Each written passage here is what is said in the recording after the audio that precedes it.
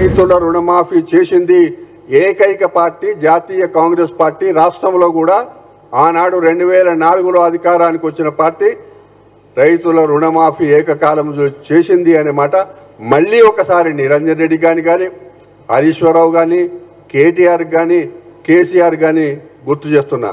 అరే మీరున్నారు కదనయ్యా మంత్రివర్గంలో, ఆ రోజు హరీష్ రావు ఉన్నాడు కదా మంత్రివర్గంలో.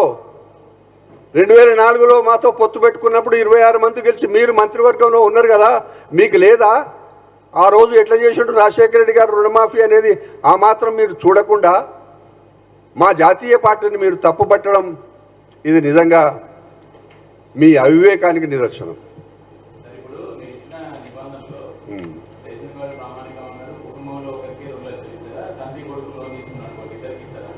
అందుకే ఇది పెట్టిర్రు.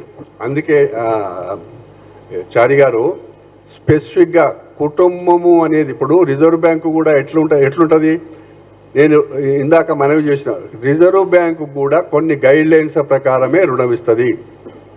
అది పంట రుణము. వ్యవసాయానికి నిర్దేశించిన శాతం ప్రకారంగా అన్ని బ్యాంకులు కూడా రుణాలు ఇస్తాయి.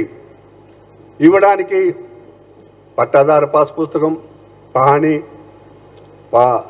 ఆధార్ కార్డు ఇవన్నీ కాకుండా ప్రభుత్వం ఇచ్చేటప్పుడు ప్రతి పైసా ప్రజల పైసా కాబట్టి జాగ్రత్తగా రుణ విముక్తులను చేయాలి. కాబట్టి ప్రామాణికంగా తీసుకునేటప్పుడు ఒక కుటుంబాన్ని తీసుకోవాలి అని అంటే ఆధారమైంది రేషన్ కార్డే.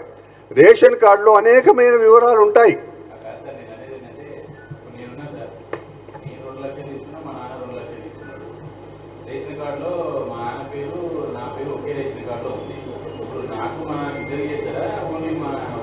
చారి గారి అదే రైట్ కరెక్ట్ ఫస్ట్ ప్రశ్న వేసారు మీరు. అందుకే